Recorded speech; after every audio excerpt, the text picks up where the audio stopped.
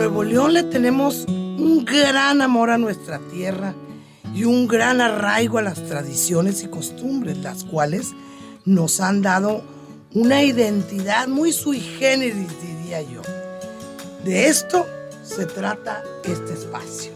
Soy Sonia Santos y esto es Delicioso Nuevo León. Delicioso Nuevo León, Nuevo León.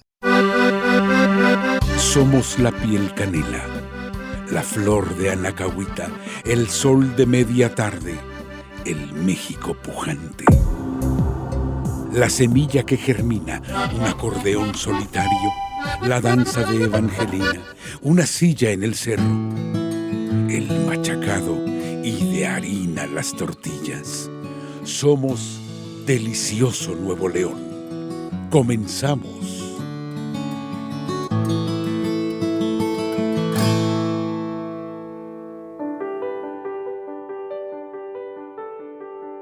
Gabriela Riveros estudió Letras Españolas en el Instituto Tecnológico y de Estudios Superiores de Monterrey.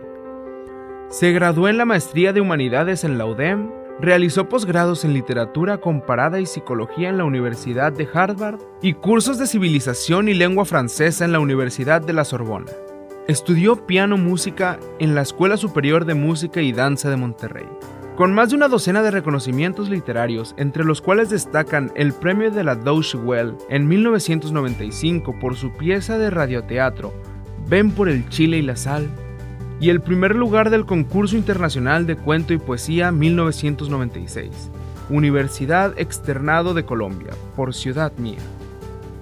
También recibió la presea Estado de Nuevo León, 1995, al mérito cívico en el área de juventud, otorgada por el Gobierno del Estado de Nuevo León.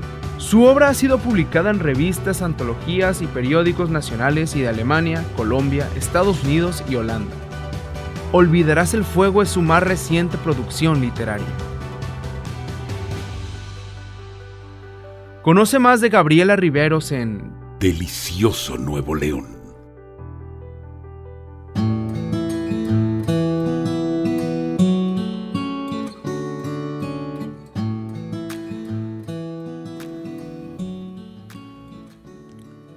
Bienvenidos a este delicioso espacio que hoy tenemos una invitada de lujo. Gaby, gracias por acompañarnos. Encantada de estar aquí. Muchas gracias, Sonia. Felicidades por este espacio y feliz de estar aquí conversando. No, pues imagínense nada más la que inauguró la Feria del Libro de Monterrey, que se paró y dijo: hola a todos, yo les voy a hacer un resumen de la historia, no solamente de Nuevo León. Te aventaste, Gaby, 50 nombres de escritores, otros 50 de poetas. Ahí andaba el gobernador, que creo que no dijo nada de la feria más que de lo impresionado que estaba, de lo que estaba conociendo la historia de Nuevo León a través de tu libro.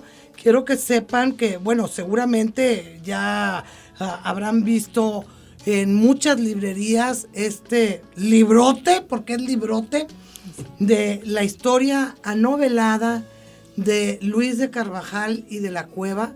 Olvidarás el fuego, de Gabriela Riveros, que está a la venta desde hace, pues, si mi memoria no me falla, por ahí de junio de este año, que aparte de que vamos a hablar de algunos temas que yo quiero preguntarle a Gaby específicamente. Gaby, cuéntanos esto, porque es bien interesante. ¿Cómo surge tu interés por escribir sobre este personaje tan importante para Nuevo León, que ahorita está súper de moda con eso de los sefarditas y con ese perdón que el gobierno de España nos está dando? Porque déjame decirte que yo me hice el ADN y aparte de que sí soy por el árbol genealógico y tengo 65% de sefardita en mi ADN. Pero bueno, Gaby, me interesa mucho platicar contigo de cómo surge este interés a partir de estos documentos que se ponen a la venta en una casa subastadora. Sí, pues mira, el interés para mí surgió primero por el sobrino, porque siendo yo muy jovencita, ¿te acuerdas cuando celebramos el Monterrey 400? Sí, claro. En los 90s, y entonces hubo como 96. Muchas por ahí, sí. Exacto, en los 90s, y entonces incluso salieron publicaciones del norte, de bueno, pues todas estas festividades que nos fuimos como preparando con tiempo, y me acuerdo haber leído por primera vez estos intentos de poblamiento de lo que hoy es Monterrey, haber escuchado de Alberto del Canto, de Luis de Carvajal y de la Cueva, y pues la verdad es que en el colegio, en las escuelas, lo que más te enseñan es la fundación definitiva de Diego de Montemayor y de ahí en adelante. Pero me sorprendió que había una historia de Inquisición detrás de esta región, del proyecto de que estemos hoy aquí. Muy poca gente sabe que hubo 3 fundaciones. Sí, y entonces me sorprendió esta historia de Inquisición, me sorprendió mucho que don Luis de Carvajal y de la Cueva había nombrado un sobrino, que pues era muy joven, era casi de la edad que yo tenía mientras me enteraba de esto, que él fue escritor, eso que me conmovió mucho. Poeta místico, y además que había muerto en la hoguera junto a su madre y a sus hermanas. Entonces, en el último cuento de mi libro Ciudad Mía, que hice con una beca del Centro de Escritores, siendo todavía estudiante del TEC, incluí a Joseph Lombroso, que es el nombre judío que él adopta en los últimos años de su vida. Y bueno, fíjate que ahora me doy cuenta que incluí varios personajes que estaban hechos de lado en la historia oficial, como Josefa Sosaya. Ahora me dio gusto saber que hay una obra de teatro, porque son personajes que ahora se están como llamando, rescatando, quieren ser contados. Y bueno, pasó la vida, pasaron muchos años hasta que en el 2017, cuando yo terminé el primer borrador de mi novela Destierros, me encontré con esta nota del periódico en donde vi que las memorias de Luis de Carvajal habían aparecido en una casa de subastas. Al terminar de leer la nota y ver todas esas aventuras por las que pasó el manuscrito durante más de 4 siglos para aparecer hoy en día, me di cuenta que pues, esa era una historia de aventuras fascinante, era como un tesoro que de pronto se nos aparecía, pero también sentí que el personaje otra vez me estaba tocando a la puerta, así como aquí estoy otra vez. Quiero que se sepa porque no nada más es estos manuscritos, sino que uno de ellos, de los que aparecieron, son sus memorias, y de alguna manera es esa memoria que está detrás de nosotros, de todo un grupo de familias, de una comunidad que pues vinieron a poblar el noreste, el sureste de los Estados Unidos, el noreste de México, y que sus raíces en realidad se quedaron en todo Nueva España, también en lo que es el Perú, en muchas partes en Estados Unidos, o sea, han ido irradiando. Oye, Gaby, ¿tuviste acceso a esos documentos tú? Sí tuve acceso. ¿Y eres paleógrafa o cómo le hiciste para descifrarlos? Porque pues ese es un tema. Claro, mira. Una profesión. Sí, yo tuve acceso a los documentos ya paleografiados que había hecho Alfonso del Toro antes de ser robados del Archivo de la Nación. Los robaron en 1932, pero antes 2 personas lo habían paleografiado, él y también otro señor González, y el Archivo de la Nación había hecho una publicación en los 40 de eso. Y yo esto lo consultaba en la Biblioteca Cervantina del TEC. Después, a través de la investigación, algunas personas me prestaron estos libros y bueno, pues finalmente pude yo también adquirir algunas copias de estos libros con el tiempo. Entonces, bueno, ahí estaban paleografiadas. Ya la paleografía más reciente la hizo Baltasar Brito, que es el director de la Biblioteca Nacional. Hoy en día es el mejor paleógrafo que tenemos en México y está padrísimo porque ya él desdobla las abreviaturas que hizo Carvajal. Es que ese es un tema gravísimo. Sí. Yo que he estudiado algo de paleografía, digo, no soy experta ni mucho menos, pero es que es muy difícil por esas abreviaturas que tú dices.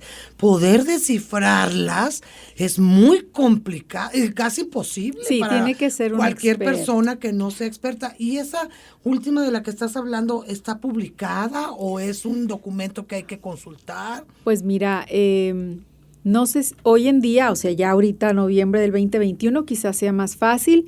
Yo tuve acceso a una obra bellísima que publicaron en España, en Liber Ediciones, en donde estos manuscritos paleografiados ya aparecen. Entonces, pues a través de esto pude como, ver ahora sí que la última de las paleografías. Quiero hacer, perdóname que te interrumpe, pero para los que nos están escuchando, la paleografía es la ciencia que estudia los idiomas de hace mucho tiempo, su evolución a partir de las palabras, las letras, la forma de escribir, porque estoy segura que han visto ustedes alguna fotografía o algún documento en internet que dicen, esto se escribió en la Edad Media o en el siglo XV, que dices, ¿quién entiende esto? ¿Cómo se puede descifrar? Eso es lo que es la paleografía, por eso estamos hablando de este tema, porque, Luis de Carvajal de la Cueva del siglo XVI, pues, como escribía, pues, totalmente diferente a lo que estamos hablando. Quería hacer nada más ese paréntesis, Gaby. Claro. Y algo que fue muy lindo también es que en el caso de Luis de Carvajal el Mozo y también de su tío, puede uno ver, ya lo ves así como pasado en limpio, escrito en computadora, pero también están digitalizados los documentos antiguos para quienes no puedan ir a ver el original. Yo los vi en digital y los vi en los originales. Y en digital, pues tú en tu computadora puedes hacer la imagen en grande y puedes ver qué cosa tachó, qué cosa corrigió, qué cosa apuntó al margen. Y varias manos, porque sí, también ese es otro tema.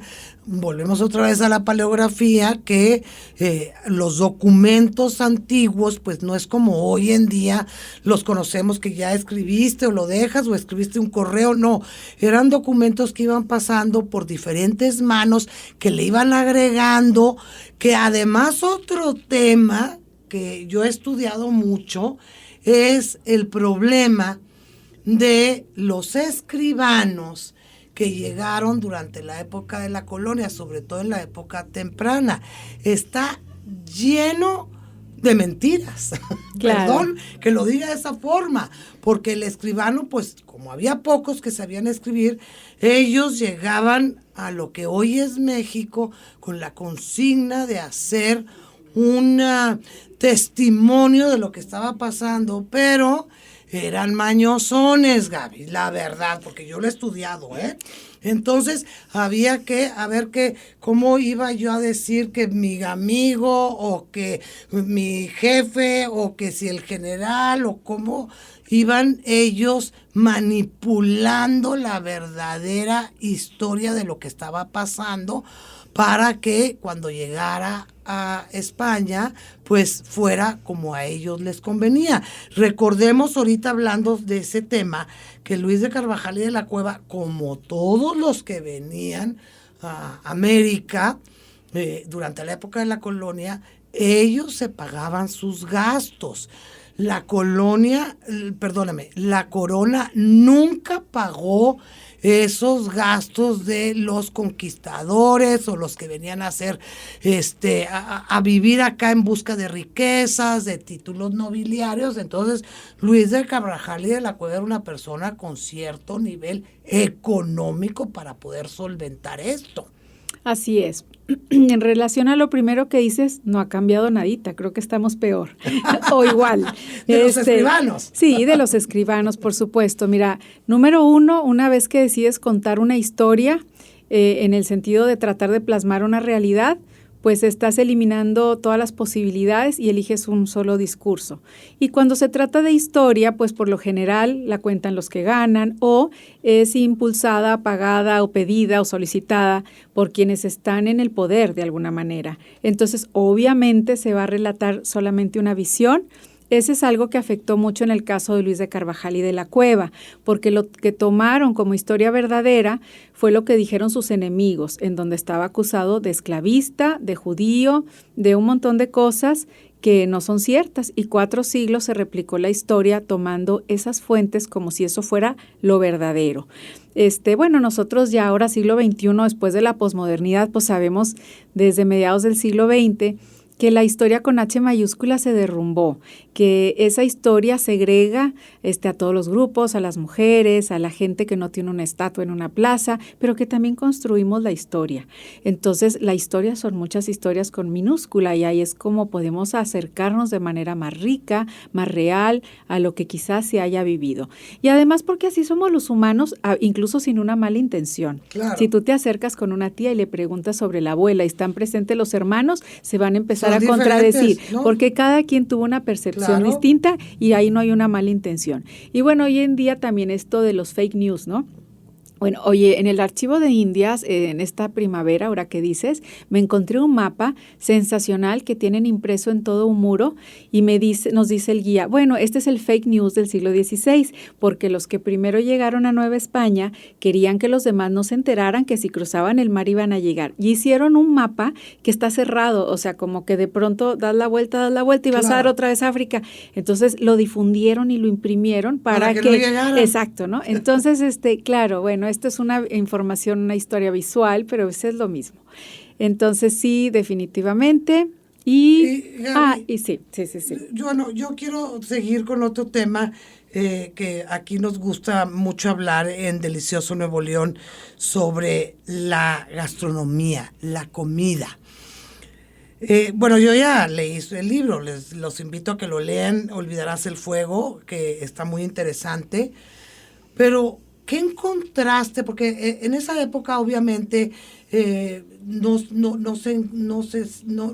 escribían mucho sobre el recorrido gastronómico de lo que comimos. Sí hay muchos testimonios, por supuesto, del mercado de Tlatelolco, que se ha escrito sobre lo que veían, pero como un tipo de crónica. ¿Qué encontraste relacionado a Luis de Carvajal y de la Cueva, de los sefarditas, en este caso, pues, judíos conversos o cristianos nuevos? Hay muchos nombres. ¿Qué encontraste, Gaby? Mira, hay muchas cosas que yo gocé, porque sentía que eran como mis abuelos o mis bisabuelos. No parecía que era tan remoto, que tiene que ver con la comida. Te voy a ir contando algunas. Por ejemplo, cuando cruzan por primera vez todas estas familias el océano y llegan a la zona, primero pues llegan por la zona de alrededor de Tampico y ellos querían comer un pan, era así como su máximo, antojándose todas estas semanas que duró la travesía, y se dieron cuenta que en esa zona todo se agusanaba y entonces que ya las otras personas que eran también peninsulares habían empezado a hacer tortillas de maíz. Bueno, ese es un detalle, pero la verdad es que lo que ya sabemos que está ligado a la cultura judía, como el cabrito, la tortilla de harina, la carne seca, los higos, el mazapán, todo esto va apareciendo incluso en los interrogatorios de la Inquisición, porque como los inquisidores querían extirpar una herejía, pero hacían tantas preguntas, y cómo se juntaron, y cuándo se juntaron, y qué comieron, y qué rezaron. Y entonces es muy conmovedor encontrar que ahí hablan del cabrito. Ahora, el cabrito pues se comía en muchas regiones, pero aquí el tema es que la manera en que se mata y se cocina y todo es kosher, ¿no? Sí, bueno, pues precisamente ahorita que hablas de las tortillas de harina, recordemos que pues podría ser un pan sin levadura, esta costumbre judía de una festividad que se llama el Pesaj, que nace a partir de esta diáspora que tuvieron los judíos después de que salieron de Egipto, eso que hemos visto en las películas de cuando Moisés abrió el mar y que se fueron y que estuvieron caminando durante 40 años, bueno, pues salieron tan rápido que era un pan sin levadura. Quiero pensar que la tortilla de harina, pues es eso, un pan sin levadura, y nos vamos a ir ahorita a la receta de unas muy buenas tortillas de harina norestenses. Es hora de encender el fogón y alimentar la creatividad con la receta. Tortillas de harina. Ingredientes: 1 kilogramo de harina de trigo, 250 gramos de manteca vegetal, 1 cucharadita de polvo para hornear, 3 cucharadas de sal, medio litro de agua. Preparación. La harina se mezcla con la sal y el polvo para hornear. Después se añade la manteca y se incorpora hasta que quede arenosa. El agua poco a poco se incorpora a la mezcla de harina sin que se deje de amasar. Después, amasar durante 5 minutos y dejar reposar tapada por 2 horas. Se calienta un comal. Se toma una porción y se hace una bolita. Se estira con el palote de manera que se forme un círculo. Se palotea. Se coloca en el comal sin aceite ni grasa. Cuando las tortillas comienzan a inflarse, se voltean para cocinar por el otro lado y a disfrutar de la receta.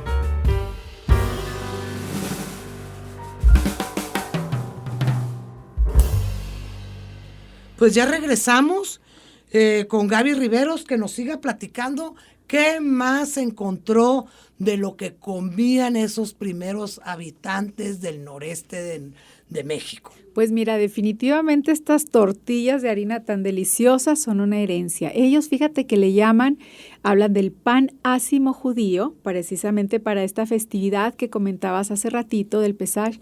Y me conmovió mucho que cuando están por segunda vez en las cárceles de la Inquisición y encuentran una manera, Luis de Carvajal el Mozo, de escribir unas cartitas, enrollarlas y esconderlas en la comida y dárselas al carcelero y hacerle llegar estas cartas a su madre y a sus hermanas, a la más chiquita de ellas, que era Nica, pues era una niña, entonces como que cómo la consuelas porque cómo va a ser el paraíso. Y en su manera de concebir el paraíso para una niña que le habla de pasteles y de vestidos y de fiestas y tal, le dice que en el paraíso va a haber unas tortillas enormes de flor de harina. Entonces yo digo, bueno, es que nuestras tortillas ahí están y así como nos fascinan, era una manera de tocar ese paraíso, ¿no? Claro, esa pues delicia. La tortilla gigante para los burritos, por ejemplo, de Sonora, que le llaman la tortilla sobaquera. Es eso que tú estás diciendo. Sí, y te voy a contar otra anécdota que me gusta. Esto fue sobre la marcha. No solamente fui a archivos, sino también fui a recorrer pueblos y ciudades en donde estuvieron los personajes. Y en uno de estos recorridos, en un pueblito de Portugal, en las montañas, que se llama Belmonte, la doctora Ana Pornoy me recomendó ir a entrevistar al custodio de la tradición sefardí, porque fíjate que ahí sí lograron 5 siglos permanecer con este secreto judío. Y entonces, bueno, caminé, lo entrevisté, platiqué con la gente de la judería y compré algunas cosas para traer. Y sin poner mucha atención tomé algunas cosas de comida para el regreso, porque me faltaban 2 horas de regreso.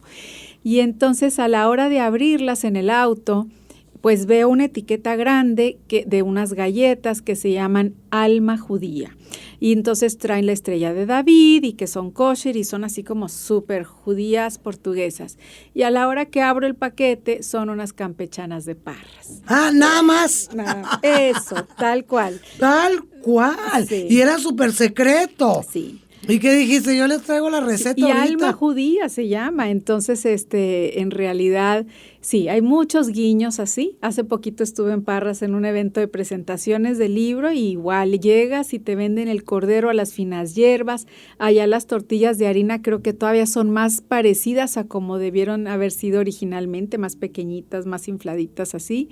Pues las campechanas, el mazapán, hay muchas cosas que aún tenemos.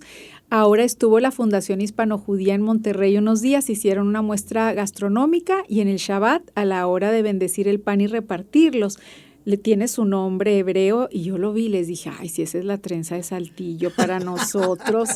¿De dónde sacan que trajeron esto ustedes? Esto si es la trenza sí para de nosotros Saltillo? es la comida de siempre, ¿no? ¿Estás de acuerdo que la gastronomía la dictamina el entorno geográfico, tu entorno social, tu herencia, el acceso que tienes a los diferentes ingredientes, los amigos, la migración, en fin, es un cúmulo de muchísimos aspectos que son los que los surgen. Por eso muchas veces hay gente muy purista que te dice, no, es que ¿cómo vas a cambiar la receta si la original es tal o cual? Y yo les digo, dejemos que la evolución de la cocina sea orgánica y natural. Estoy de acuerdo que de repente quieras venir y cambiar una cosa por otra,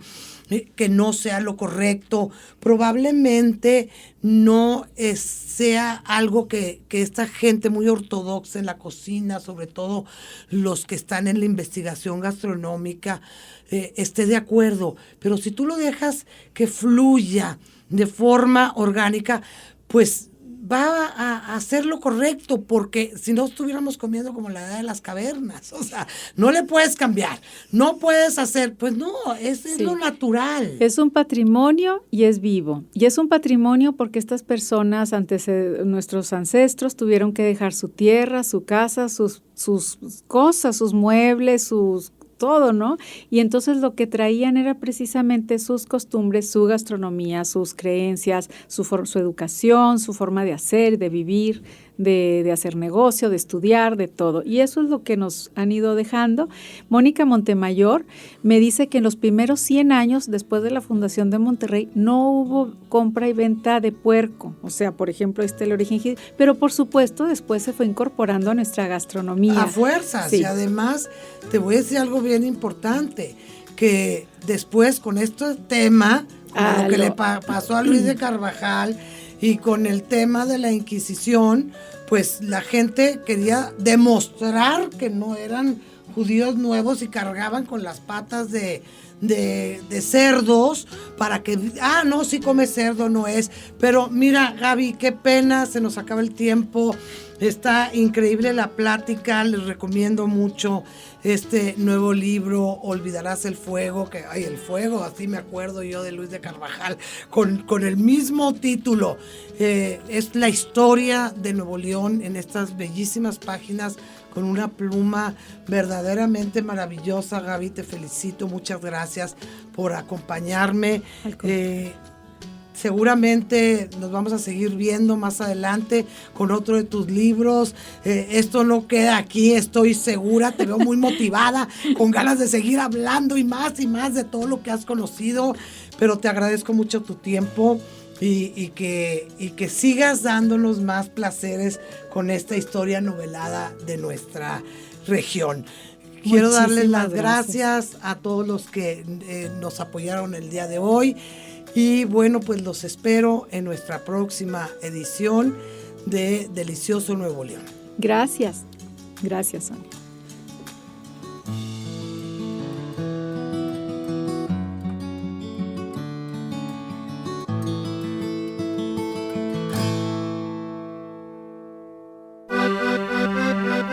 Destierro de la pereza, exilio de la melancolía, canto de la esperanza al sol de mediodía, perfumado de labranza de esta tierra mía. Delicioso Nuevo León. Te esperamos en nuestra próxima emisión.